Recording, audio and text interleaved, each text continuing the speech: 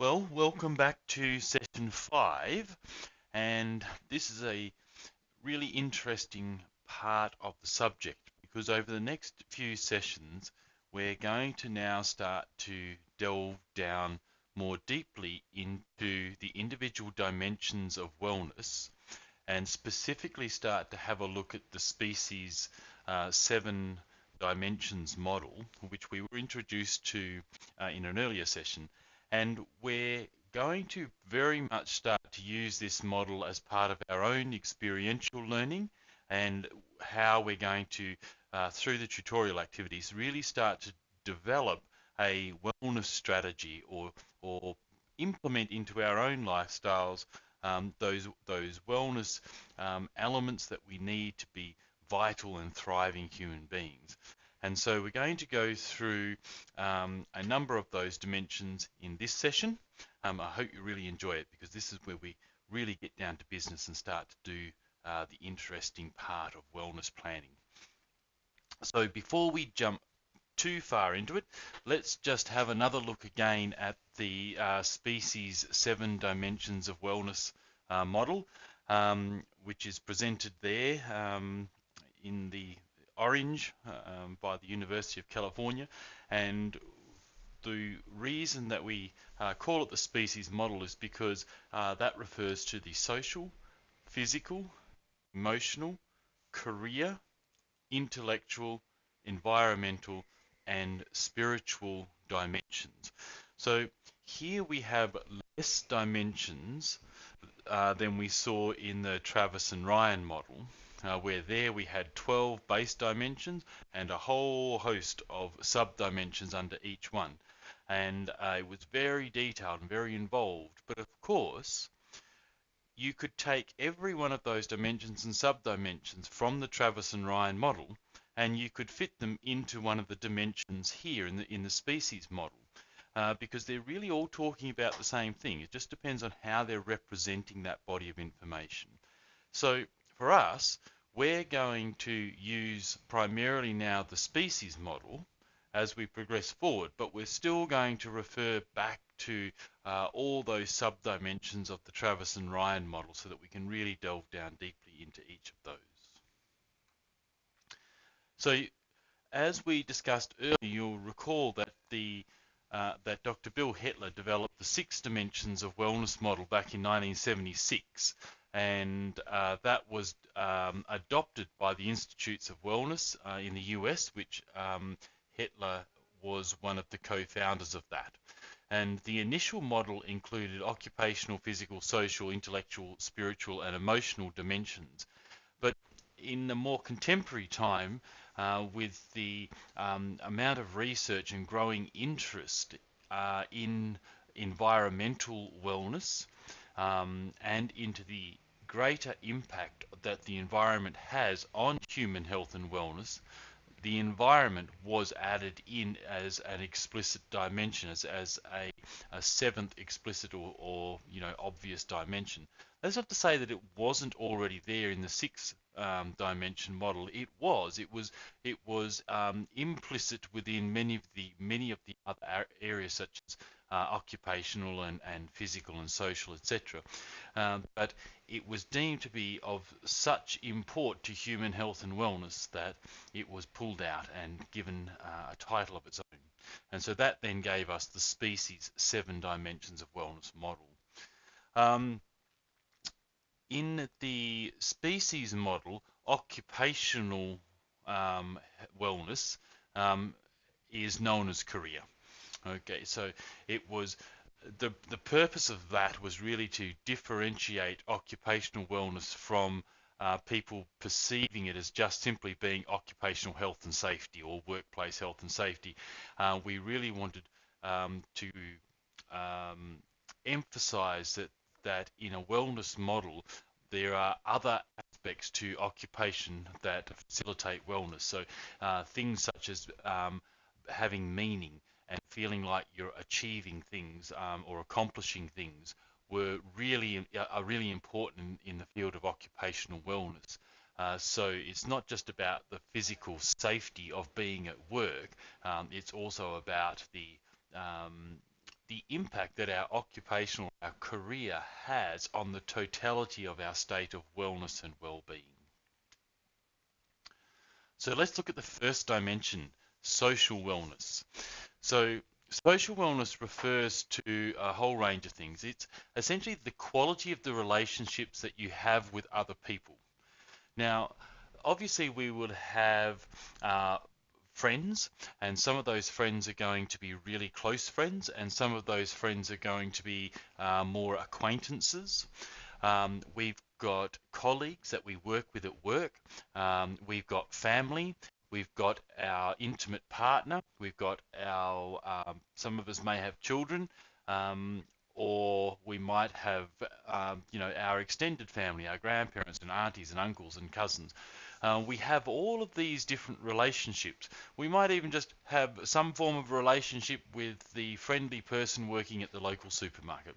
We have all these different relationships, and the ability for us to appropriately interact with all of these different people in all of these different settings is composite within our social wellness.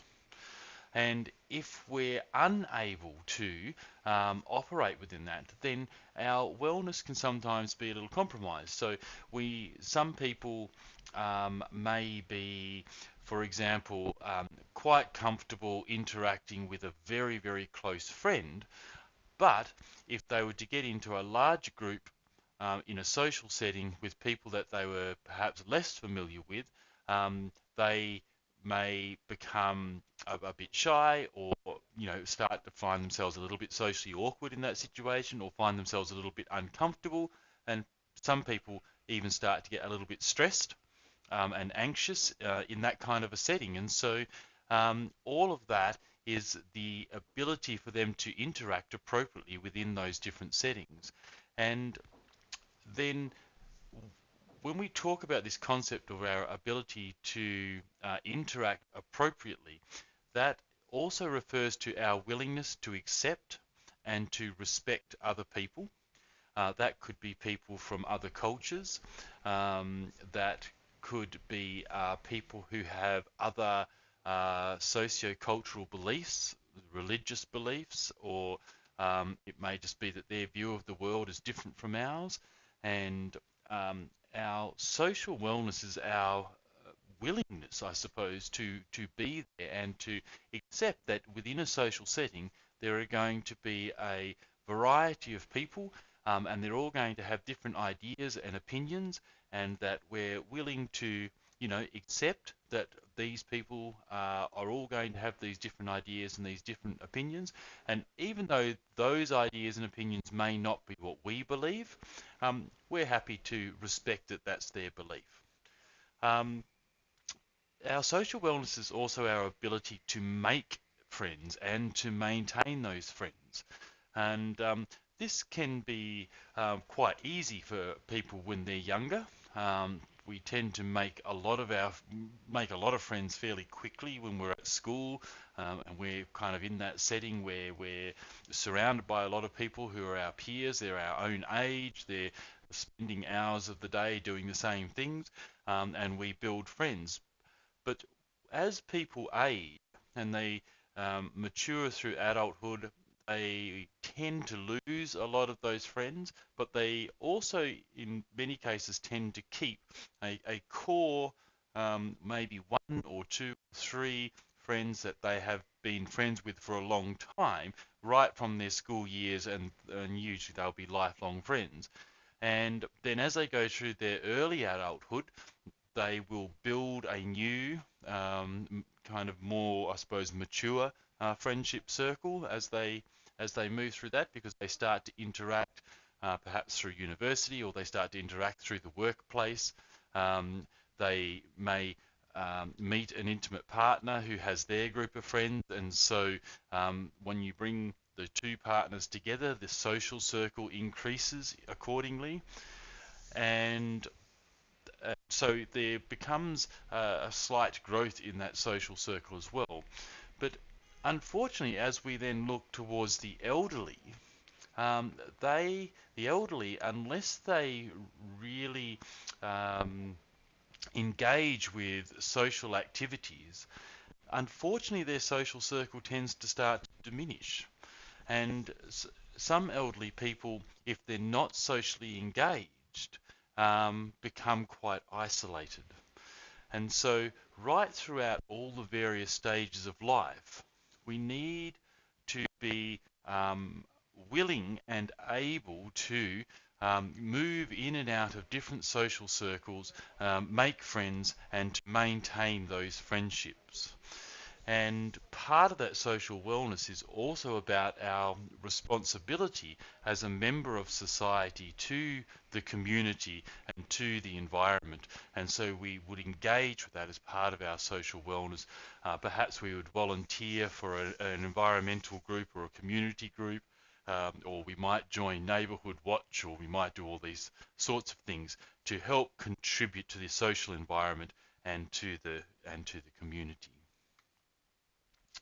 So social wellness can be described as the interdependence between others and nature, where it is better to contribute to the common welfare of the community than to think only of ourselves. And it is better to live in harmony with others and our environment than to live in conflict with them. And so obviously what this is saying, this is a definition or a description given by the National Wellness Institute, is that in terms of social wellness, it's that we have the right and the responsibility to engage with community and to live in harmony so that the entire community, so that the entire social network is advantaged by that, and that we're not just thinking of ourselves and we're not being self-centric in our approach, but we're being others-centric. And so we build a village, and that's all part of our social wellness. An important element of social wellness can be defined as the extent to which one gives support and how one receives support and respect from others. So we essentially nobody can ever be utterly independent. We're all interdependent in some way. There's always a skill that another person has that we may not, so we need their help. It could be something as simple as, we need help to move house. And so typically when people move house, what do? We get everyone together, we bring everyone who's got a car and a trailer, and we pack the boxes and we move the house.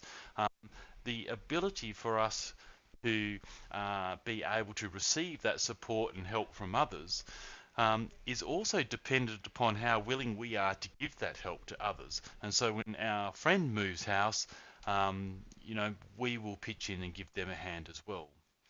And so we create this social support network, people who are willing to provide physical and emotional support when you need it, and to whom you are willing to provide that same support when they need it. And hopefully, we've all got a friend that, if we're feeling down or we're feeling upset or some crisis happens in our life, there's somebody that we can go to who is, somebody who's just willing to sit and listen and just let us offload, give us a shoulder to cry on. And all of that means that we have this social support network that's there.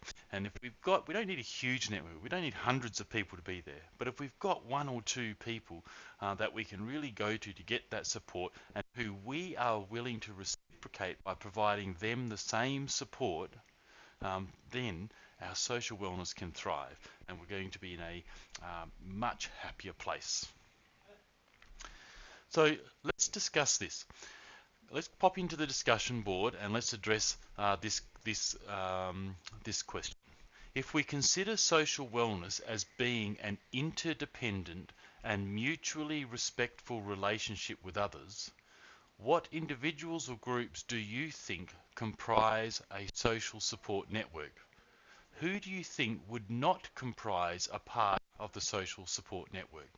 So basically what the question is asking is, if you were to envisage a social support network, let's say your own social support network, what individuals and what groups of individuals make up that network? Is it just one person, or is it many people, or is it many different groups of people? So pop into the discussion board, pick up the thread there, and give us your view on this one. We look forward to what you say.